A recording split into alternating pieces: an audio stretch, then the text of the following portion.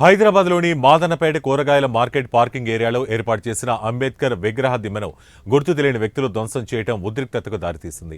రాత్రి గుర్తు తెలియని వ్యక్తులు విగ్రహ దిమ్మను గుట్టుచప్పుడు కాకుండా కూల్చివేశారు. ఈ ఘటన ఉదయం వెలుగులోకి రావడంతో దళిత సంఘాల నేతలు భారీగా చేరుకున్నారు. కూల్చివేతకు పాల్పడిన వ్యక్తులను గుర్తించి చర్యలు తీసుకోవాలంటూ మాదనపేట పోలీస్ స్టేషన్లో ఫిర్యాదు చేశారు.